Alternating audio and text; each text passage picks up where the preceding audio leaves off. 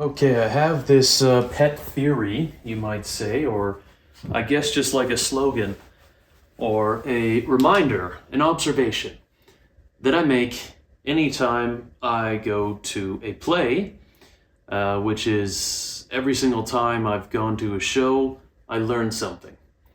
And it often will come unexpectedly. Recently, I've done a couple of things. I went to The Legend of Sleepy Hollow.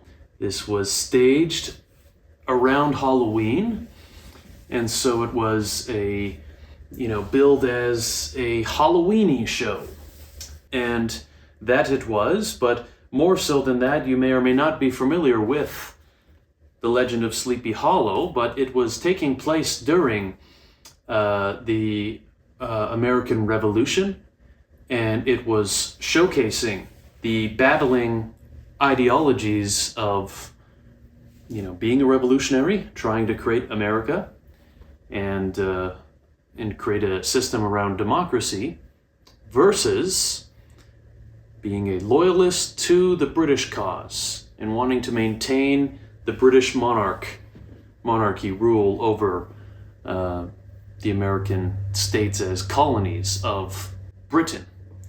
And intertwined with that as well, the main character was going to this small village, the Sleepy Hollow, which only a handful of people lived in. And they were haunted by the Headless Horseman. This person was going there because he was a teacher going there to provide education paid for by the state. Now, when he emphasized this was paid for by the state, the whole crowd erupted in laughter, which exemplifies something that you can stage a play and it can be relevant in ways unexpected at the time that you're producing the play. This play was being written and readapted for the stage during the pandemic, so about 5 years ago, and finally brought to the stage now. And the audience here in Calgary thought that line was really funny because there is a teacher strike that has been going on, and there's been a battle between public education and teachers and the government, the state. And here the character was saying the line, which was written however long ago, that this person, he was a teacher going there and he was paid for by the state. His services are free of charge to be a teacher for the small town of Sleepy Hollow. And that was very funny to our Albertan audience. Now, I've been reading War and Peace, which I like to pat myself on the back for doing, because this is a large book and this is only half of the book. This is part 2. When you combine both books, which often they are produced, and you'll see it as like the whole book in and of itself, which will be 1,000 pages, I believe, or more, maybe 1,400 pages. Tolstoy, War and Peace. This is something that I've heard my own father, for example, talk about wanting to read before he dies. So this might be on someone's bucket list of to do to live a life well lived. And I thought, what the hell? I might as well engage in it. And as I start reading it, a lot of people will say it's a difficult book to read because there are so many characters that you have to hold in your mind, and it's so many pages, it's going to be hard. Well, it's not hard at all. It's a really fun read, and pretty much every 4 pages or so, there is some deep insight into human nature. And I find myself just completely marveling at it. I recently went on a trip. This is all going to be tied together here, discussing art and nature. Okay, here is some academic book about actors and onlookers. Some of it is bullshit, but some parts are interesting. I'm going to read a couple of lines to discuss those here. When I was away in Banff National Park, a place of absolute stunning beauty in the world, I didn't bring this book with me, and I was just so excited to get back home to read it. So War and Peace was relevant to watching Sleepy Hollow because I thought about, I was recently reading parts about battle and cannons and musket, okay, the Napoleonic Wars. and thinking that war during those times was wholly different than war as we understand it today. Therefore, the trauma of war and how you may interpret it would be told in stories like a headless horseman. Today, thinking about a headless horseman is like some character from some film or a play, okay? It doesn't actually have a poignant feel to it, okay?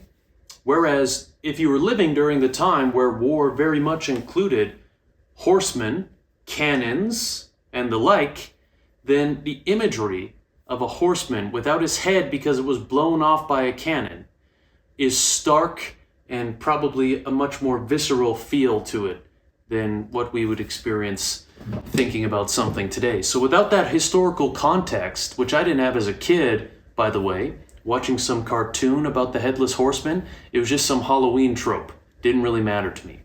But having the historical context, which out of all things I received from reading War and Peace, made the play much more of an experience to me. I tried to think about, holy shit, what would that have been like hearing such a story during that time? And then I thought of it as this is something talking about the traumas of war more than anything else. Okay? Now, being out in nature, we of course went on hikes, walking around, out in nature, and when I have been in Iceland for the past several summers, nature in Iceland is a very different experience than the abundance of the forests in the Rocky Mountains, for example. Nature in Iceland can be very moon-like. There's a lot of moonscapes there. You can just be out in vast areas where you can see rock and lava field for as far as the eye can see, or you are in a coastal area where the ocean stretches on. This is a feeling of space that is a lot more different than the mountains, which can be claustrophobic. Or if you are peaking a mountain, you can see panoramic views, but it is jagged mountains for long distances. You can get those experiences in Iceland too, but nevertheless, it was while I was in Iceland that I realized that nature can be a wholly indifferent sort of thing, and that you are this tiny speck of dust in the grand landscape. And Iceland is a small island if you look at it on the map, but when you're there, you feel entirely small, dwarfed by the grandeur of nature. Now, flying to and from Iceland from Western Canada, you fly over the vast expanse of the Arctic Canadian regions, you'll fly over Baffin Island, and then you'll fly over Greenland, which, as far as the eye can see, is a fucking glacier. A bunch of white that stretches on forever and ever. And you're wondering, are those clouds or is that ice? Because holy shit, for about half an hour straight, you're just flying over. And this is the small tip of Greenland at the bottom southern part. And then you'll see sea ice, even if you're flying over in the summer. Large sheets of sea ice that are quite broken up by that time, but it reminds you that way up in the north, it is cold, even in the summer, okay? That is the experience of nature that I want us to hold as we reference some of this work here, which is talking about the act of creation and participation in the arts. So whether you are an actor or an onlooker. Art as participation requiring no special people can be communal. Art as a way of perceiving, okay? Whatever that means. The role of humans is simply to become more aware, more curious, and more accord with nature. Okay, that may check out as a valid definition of what the role of humans may be. It does seem like our job, if it is said that we have one, naturally speaking, is to go and acquire more information, to learn, to grow and expand. The role of artists is to help us be so. I would say that that checks out. Anytime I'm learning from artists, learning from art, it is a similar experience as to when I'm learning from nature. When I'm out on a hike, if I am reducing my expectations, right? I'm expecting to be out in nature to go see some animals so I can get a video of it. You know, that's a superficial kind of bullshit idea of what nature should be. Therefore, when I'm out hiking, when I try to remove those expectations, nature will always reveal herself to me when I am patient and willing to look. That is something that I came up with in Iceland when I would sit on the rocks near the coast and I would have to go back day in, day out, have no expectations, and something would happen like a humpback whale would breach and jump out of the water, or two harbor porpoises would start to porpoise and I would see their dorsal fins, right? Or a puffin would come diving in and out of the water, fishing many kilometers away from the islands where they live out on the sea. Something like that would happen, or a seal would pop its head out to me. And that would only be so when I would dampen down my expectations. Now this is discussing modeling our art on nature, including the fact of our participation in nature. Does he want us? So, modeling our society on art. Aristotle thought that the Greek city-states was a natural creation. And although some art is now in accordance with nature, our society does not accord with art. The very practice of music is a celebration that we own nothing. I don't really know what to make of this. Of course, I'm just reading lines out of context from a greater academic sort of narrative around such things.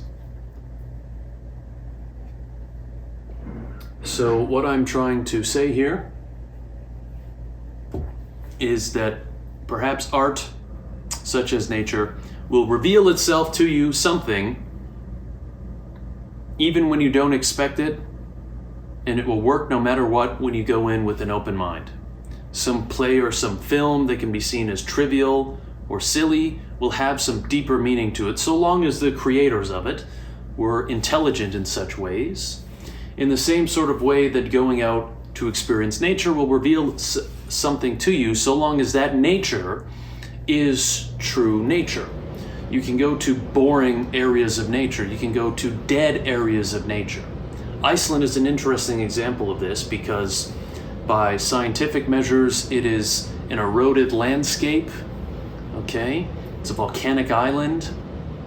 And there's a lot of aspects that can be seen as negative about it. It's, it was deforested by the early settlers. It's all of these different things, but it's an incredible landscape, and there's an abundance there, even though it is a rather subdued landscape. So all of this is to say that art and nature can be one of the same, and when I'm thinking about what it will mean to be human in the future, going forward, and what a person should do to live a productive or fruitful life, I would say that one probably cannot go wrong with engaging with the arts and engaging with nature. What does that mean? I guess it will be different for every individual, but a person should maybe have a guitar, even if it's out of tune, or a bongo, even if they have no formal training in percussion. One should have a pen and a piece of paper and should write down a bunch of stuff while drinking coffee in the morning and spending time reading books. These are important things that one should do.